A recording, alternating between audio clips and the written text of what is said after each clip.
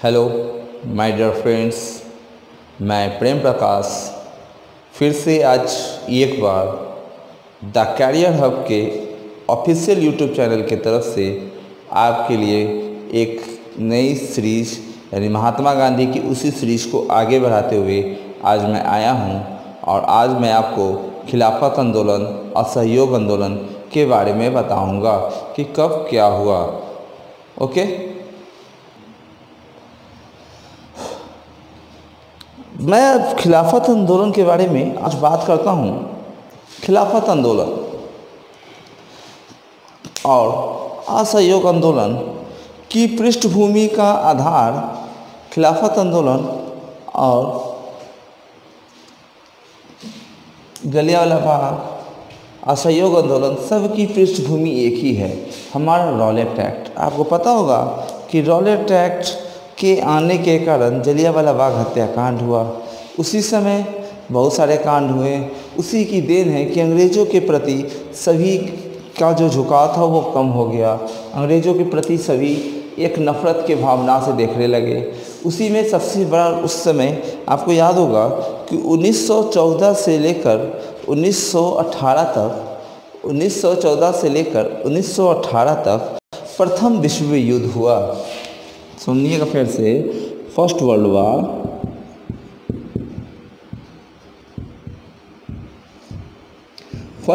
जो हुआ 1914 टू 1918, 1914 से 1918 में प्रथम विश्व युद्ध हुआ। प्रथम विश्व युद्ध में दो तरह के देश लड़ रहे थे। उन दोनों सभी देशों में मित्र देश सबसे शक्तिशाली था, क्योंकि उसमें France, Britain, Italy, Germany, America जैसे देश आते थे। ये जो ऐसे देश होते थे जो अपने में एक महान हस्ती के रूप में जाने जाते थे, ये देश। अब इन देशों में के बारे में बात किया जाए तो अमेरिका जब तुर्की जब मित्र देशों के साथ प्रथम विश्व युद्ध में हार गई, जब तुर्की की हार प्रथम विश्व युद्ध में मित्र देशों के साथ हुई, ध्यान रखेंगे तुर्की की हार मित्र देशों के साथ हुई, तो उसके बाद मित्र देशों ने तुर्की के साथ बहुत ही अपमानजनक व्यवहार किया, बहुत ही अपमानजनक व्यवहार किया। एकदम ऐसा व्यवहार जो कि कहा जाए कि एक योग्य, एक अच्छे शासक, एक अच्छे व्यक्ति की पहचान हो ही नहीं सकती है। जिसमें सबसे बड़ा रोल प्ले किया था हमारे ब्रिटेन एवं फ्रांस ने इसमें सबसे बड़ा रोल प्ले किया था। ब्रिटेन एवं फ्रांस ने सबसे बड़ा रोल प्ले किया था। तो उस रोल के बारे में आज हम और आप बात करते हैं। ब्रिटेन और फ्रांस ने क्या किया? तो ब्रिटेन और फ्रांस ने जो है वे आपके बीच में एक अलग ही रूप ले आया, एक अलग तरीका लाया। जैसे मान लिया जाए एक दो भाई है, जीता तो पहला भाई क्या करेगा? नहीं मेरा है, उस तरह ही इसने किया। तो ब्रिटेन और फ्रांस, देखिएगा ध्यान से सुनिएगा, अब जो स्टोरी आ रहा है स्टोरी पे पूरी बेस्ड है। ब्रिटेन और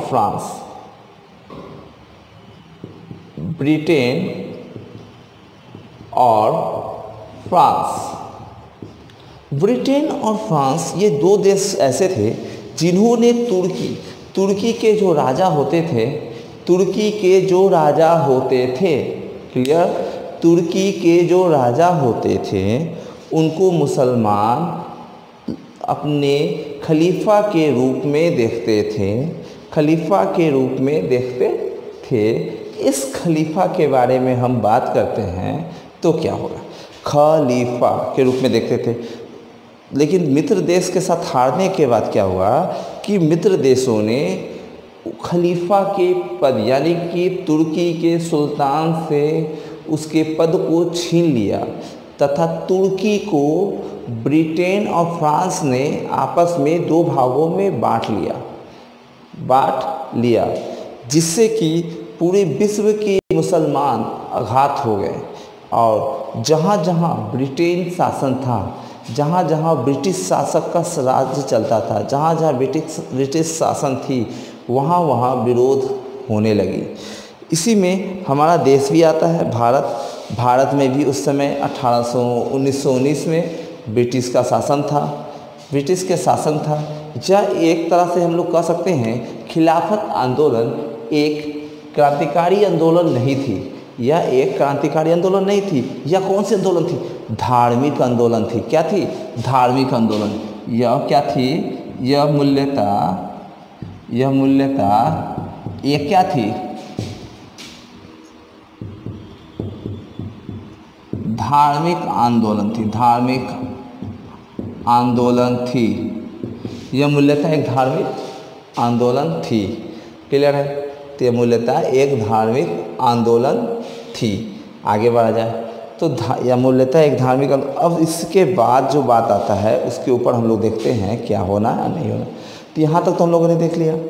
अब इसके बाद यहाँ देखें कि जब ये मूल्यतः धार्मिक आंदोलन थी तो भारत में खिलाफत आंदोलन की शुरुआत किसने की? ध्यान से सुनेंगे। भारत में खिलाफत आंदोलन की शुरुआत किसने की? तो भारतीय खिलाफत आंदोलन की शुरुआत दो भाइयों ने की। भारत में खिलाफत आंदोलन की शुरुआत दो भाइयों ने की। जैसा कि जब आप एग्ज़ाम्स देते होंगे तो एग्ज़ाम्स में क्वेश्चंस आता होगा कि खिलाफत आंदोलन की शुरुआत निम्नलिखित में से किसके द्वारा की गई?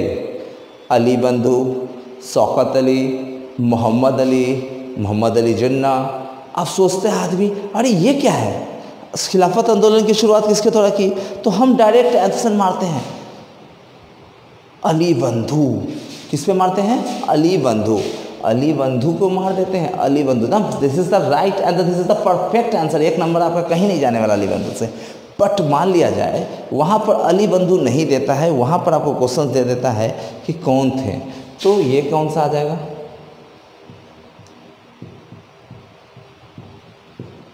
मोहम्मद अली और शौकत अली। मोहम्मद अली और जो शौकत अली है, इन्हीं को कहा जाता है अली बंधु। यानी कि खिलाफत आंदोलन के मूल नेता के रूप में मोहम्मद अली और शौकत अली को जाना जाता है। इनके अन्य सदस्यों के रूप में हज़रत मोहानी, मौलाना आज़ाद, हकीम अजमल खान को जाना जाता है। हकीम अजमल खान, इन लोगों को जाना जाता है। अब क्वेश्चन है कि इन लोगों ने मिलकर भारत में एक संस्था बनाया जिसका नाम रखा अखिल भारतीय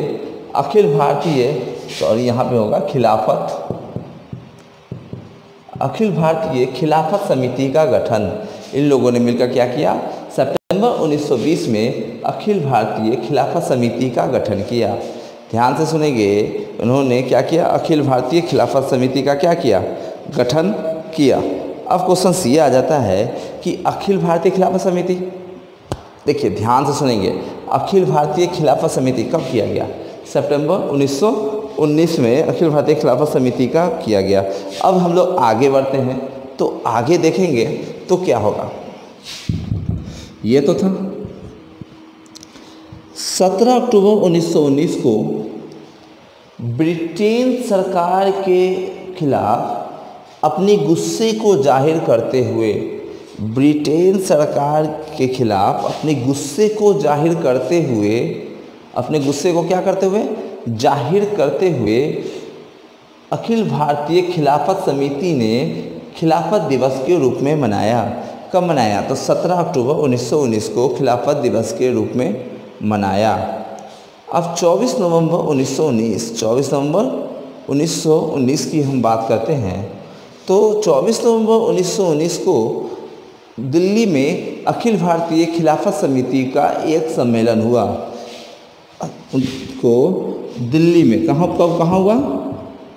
दिल्ली में अखिल भारतीय खिलाफत समिति का एक सम्मेलन हुआ जिसके अध्यक्ष के रूप में उस समय के सबसे महान नेताओं में से एक नेता गांधी जी को उनके अध्यक्ष के रूप में चुना गया। लेकिन उसके बाद जून 1920 में अखिल भारतीय खिलाफत समिति ने अपने कानपुर अधिवेशन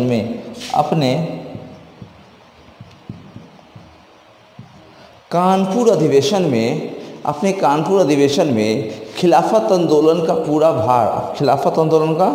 पूरा भार जो है गांधी जी पे सौंप दिया। तो यहीं पर इसका प्रचार नहीं होता है। इसी में आता है कि अली बंधु ने कॉमरेड और मौलाना आज़ाद ने अल हिलाल पत्र से क्या किया? प्रचार प्रसार किया। इसके बारे में पूरा किया। 1920 से 1922 तक खिलाफत आंदोलन और असहयोग आंदोलन एक साथ चला। खिलाफत आंदोलन और असहयोग आंदोलन एक साथ चला, जिसका कहा जाए कि एक साथ चलने का रीज़न था। उस समय गांधी जी ने उसको भी शुरू किया। लेकिन खिलाफत आंदोलन जब असहयोग आंदोलन बंद हुआ तो खिलाफत आंदोलन खुद ब खुद एक कमज़ोर पड़ गया। और जब दोनों को जो साथ चलाने की बात थी तो गांधी जी को यहाँ पर हिंदू मुस्लिम की एकता की एक कड़ी नज़र आई, एक पत्ता ऐसा नज़र आया मौका जिससे कि हिंदू मुस्लिम में एकता हो जाए। Clear sir? उसके बाद हम लोग देखते हैं कहा गया जब मर गए तो उसके बाद एक बहुत अच्छा घटना घटा। इसकी सबसे लास्ट पॉइंट यही कहती है कि 1924 में मुस्तफ़ा कमाल पाशा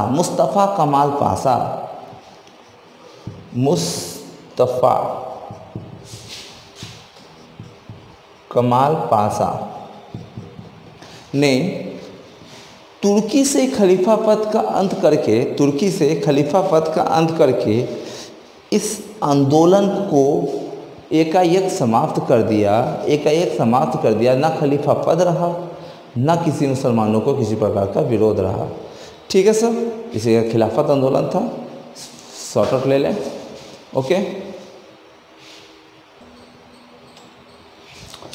असहयोग आंदोलन। खिलाफत आंदोलन के साथ ही गांधी जी ने असहयोग आंदोलन की भी शुरुआत की थी। अखिल भारतीय खिलाफत समिति के द्वारा या उनके सहयोग से गांधी जी ने 1 अगस्त 1920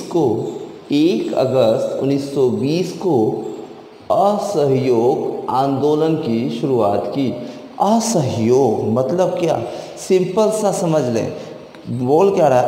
असहयोग मतलब एक ऐसा आंदोलन जिसमें किसी भी प्रकार का सहयोग ना किया जाए। किसका सहयोग ना किया जाए? मेरा, आपका नहीं।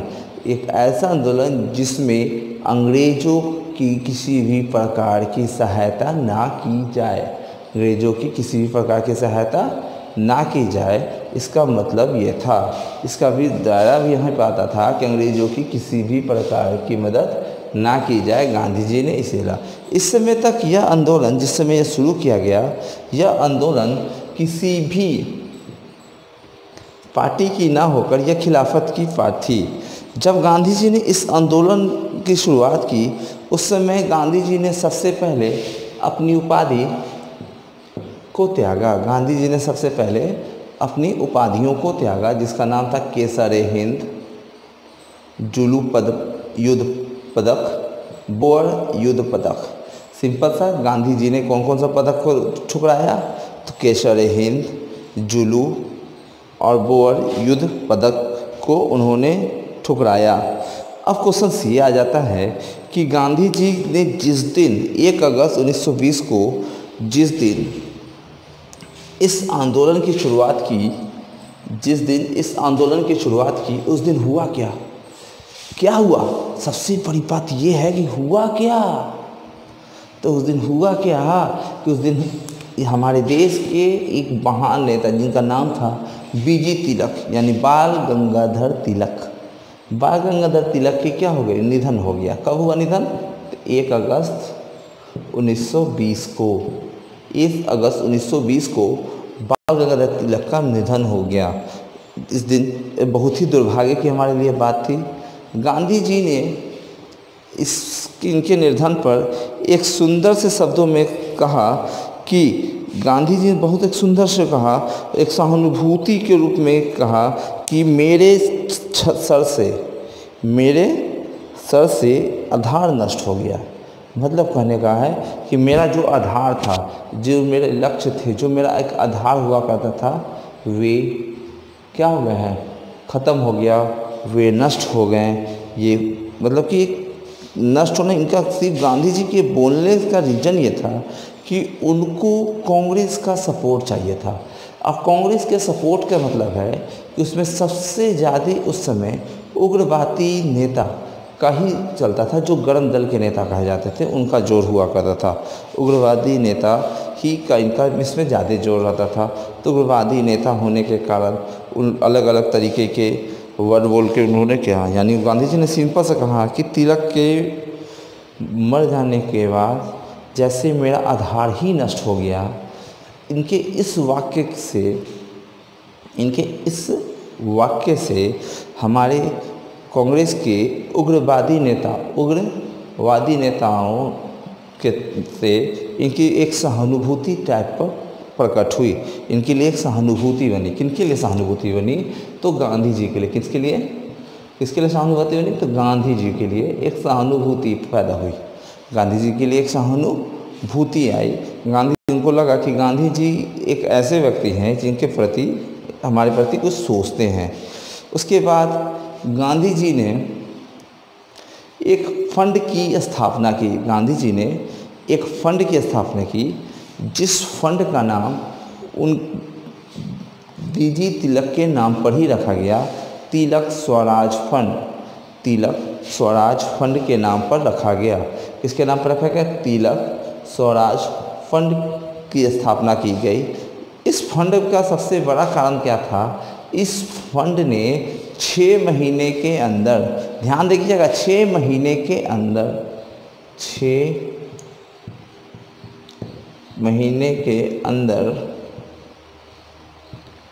1 करोड़ रुपए जमा कर लिए।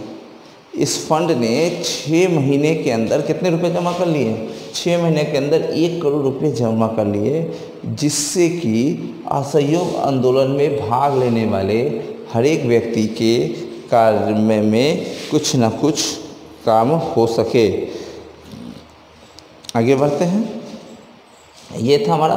अब क्वेश्चन आता है, जब सहानुभूति मिल जाती है, उसके बाद हमारे देश के महान नेता गांधी जी ने एक उनके लिए कांग्रेस की जब किसी प्रकार के प्रपोजल्स रखना होता था, पास करवाना, तो एक प्रावधान यह था कि किसी भी प्रकार के विशेष अधिवेशन को बुलाकर उसमें अपना वर्चस्व दिखाना। तो उधर क्या हुआ कि सितंबर 1920 में कांग्रेस ने एक विशेष कलकत्ता अधिवेशन बुलाया। किसने बुलवाया? कांग्रेस ने एक विशेष कलकत्ता अधिवेशन बुलवाया, जिसकी अध्यक्षता लाला लाजपत राय कर रहे थे। ध्यान सुनिएगा सर, कौन कर रहे थे अध्यक्षता? लाला लाजपत राय इसकी अध्यक्षता कर रहे थे। और असहयोग पूरे लाला लाजपत राय कर तो रहे थे, लेकिन क्वेश्चन सब ये आ जाता है कि इस अधिवेशन में असहयोग प्रस्ताव को किसने पेश किया? CR दास का मतलब होता है चित्तरंजन दास, यानी कि असहयोग प्रस्ताव को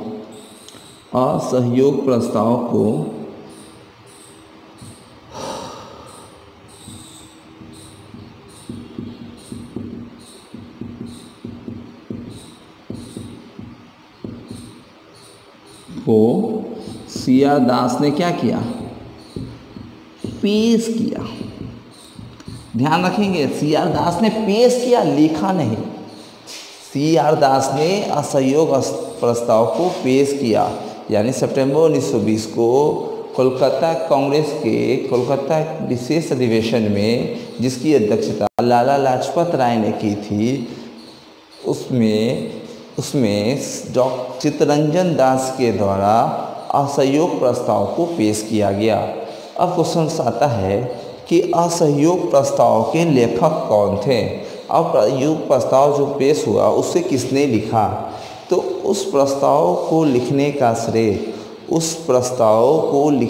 श्रेय ध्यान से सुनेंगे फिर से, उस प्रस्ताव को लिखने का श्रेय गांधी जी को जाता है। उस प्रस्ताव को लिखने का श्रेय किसको जाता है, गांधी जी को। किस प्रस्ताव को, तो असहयोग प्रस्ताव को गांधी जी के द्वारा लिखा गया।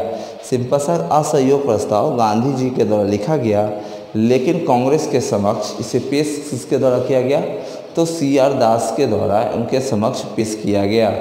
नवंबर 1920 नागपुर अधिवेशन। नवंबर 1920 नागपुर अधिवेशन। यह नागपुर अधिवेशन एक नियमित अधिवेशन थी, यानी यह एक कैसी अधिवेशन थी, नियमित का मतलब जैसे कि हर साल एक रूल था कि कांग्रेस का हर साल जो अधिवेशन होता था उसी अधिवेशनों में से एक थी, जो नवंबर 1920 में। इस अधिवेशन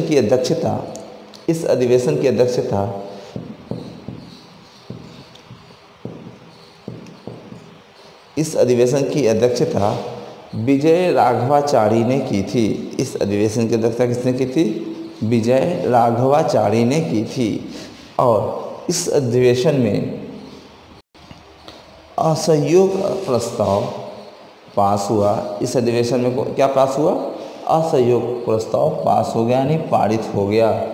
किस अधिवेशन में पारित हो गया, तो नवंबर 1920 के नागपुर अधिवेशन में, जिसके अध्यक्ष विजय राघवाचारी थे। कौन थे, विजय राघवाचारी।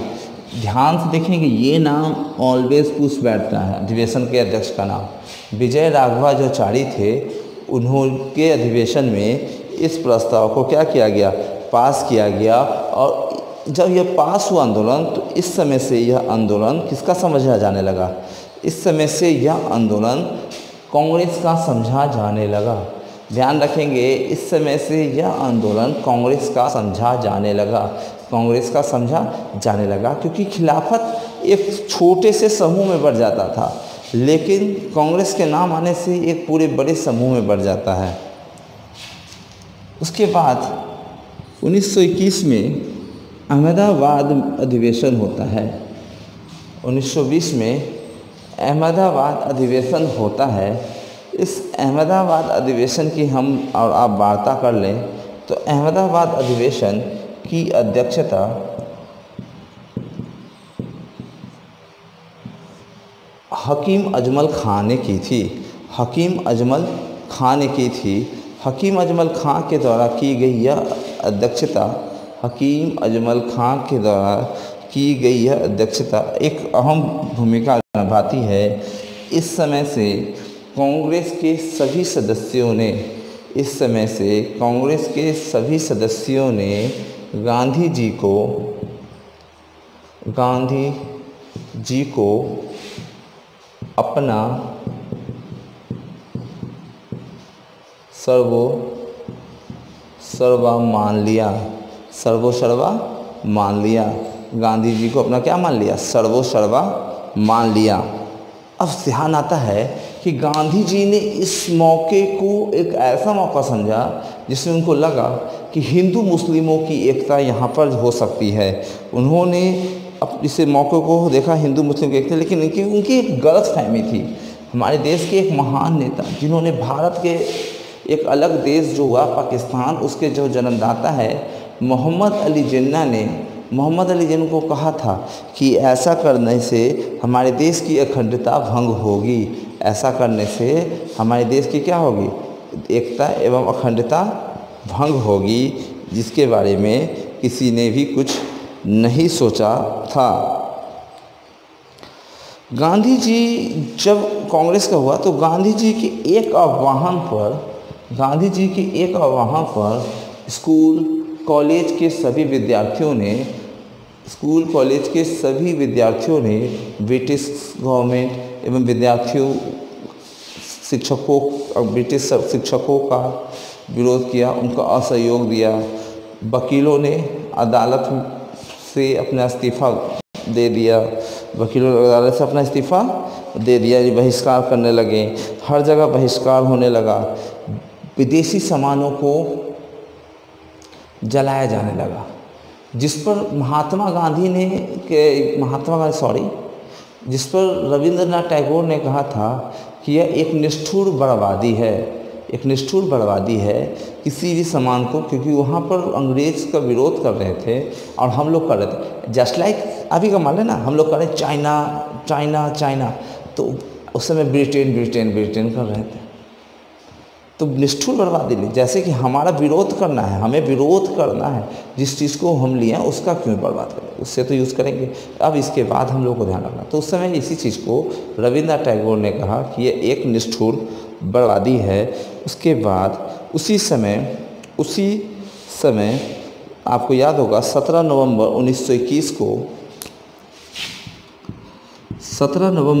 1921 को ब्रिटेन के राजकुमार प्रिंस ऑफ वेल्स, ब्रिटेन के राजकुमार जिसे हम लोग इंग्लैंड के कह सकते हैं, इंग्लैंड के राजकुमार प्रिंस ऑफ वेल्स बम्बई पहुँचे। आपको याद होगा गेटवे ऑफ इंडिया गेट नहीं, गेटवे ऑफ इंडिया इन्हीं के उपलक्ष्य में बनाया गया था। तो फिर पहुँचे, इनके पहुँचने के बाद क्या हुआ कि पूरे देश में हड़ताल कर दिया गया। पूरे मुंबई में इनके पहुँचने के कारण पूरे मुंबई में हड़ताल का आलम रहा, पूरा मुंबई बंद रहा।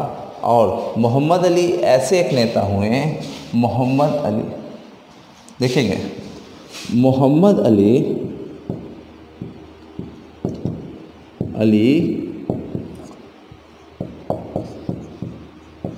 गिरफ्तार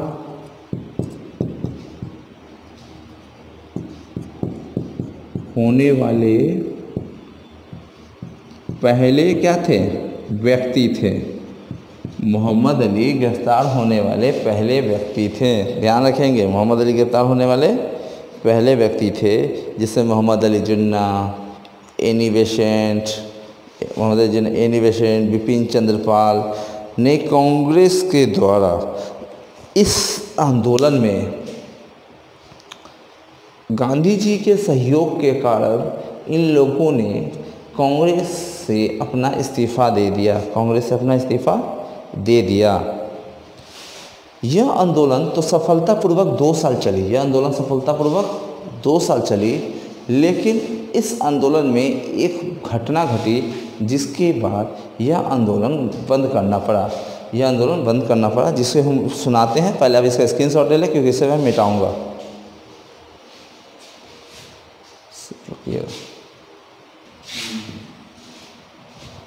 चौरी चौरा कांड, इस घटना के कारण ही असहयोग आंदोलन को बंद करना पड़ा, इस घटना के कारण ही असहयोग आंदोलन को ख़त्म करना पड़ा। अब कहता है कि इस घटना में हुआ क्या, जब चौरी चौरा यह जो स्थान है का नाम है, ये चौरी चौरा एक स्थान का नाम है जो यूपी के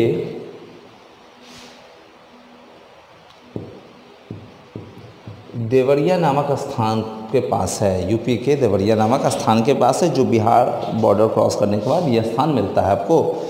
यहाँ पर क्या हुआ, किसान असहयोग आंदोलन के समर्थन में जुलूस जब निकाल रहे थे, किसान असहयोग आंदोलन के समर्थन में जब जुलूस निकाल रहे थे, तो इनकी जुलूस निकालने पर ध्यान से सुनिएगा, जुलूस निकाल रहे थे तो पुलिस ने लाठीचार्ज कर दिया। पुलिस ने क्या कर दिया, लाठीचार्ज कर दिया, जिससे कि किसानों को चोट लगा, घायल हुए, जिससे किसानों को गुस्सा आ गया। उन्होंने क्या किया कि 5 फरवरी को करीबन लगभग 25 पुलिस वालों को थाने में बंद कर क्या किया गया, आग लगा दिया। उस 2500 पुलिस वाले को किसानों ने चौरी चौरा में जला दिया। जला देने के कारण गांधी जी को बहुत दुख हुआ। उनका तो सोच ही ऐसा नहीं था। उन्होंने क्या सोचा था कि यह आंदोलन कैसा आंदोलन है, यह आंदोलन एक हिंसा है नहीं, एक अहिंसा पे आधारित आंदोलन उन्होंने लगाया, जिस पे शांति से उन्होंने लेंगे। लेकिन यह हो क्या गया, हिंसा, जिससे गांधी जी बहुत ही दुखी हुए। ये 5 फरवरी 1922 को क्या हुआ, चौरी चौरा कांड हुआ, जिससे गांधी जी क्या हुए, गांधी जी दुखी हैं। अब ये जब दुखी हुए तो इन्होंने क्या किया कि 6 फरवरी 1922 को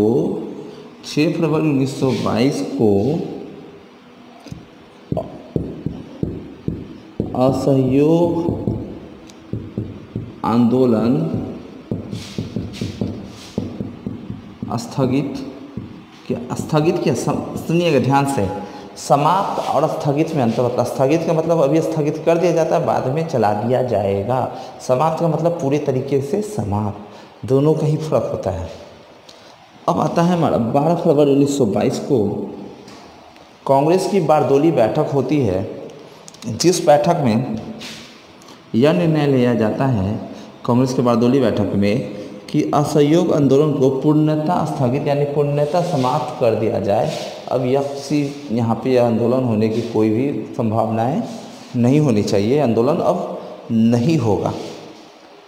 जिसके बाद मार्च 1922 में गांधी जी को 6 साल के लिए सज़ा भी हुई, 6 साल के लिए कैद किया गया। गांधी जी के लिए सबसे फेमस जेल था यरवदा जेल। यरवदा जेल कहाँ है, आप लोग भी जानते होंगे, बहुत फेमस जेल है। पूना तो नाम सुनेंगे, पूना में है यरवदा।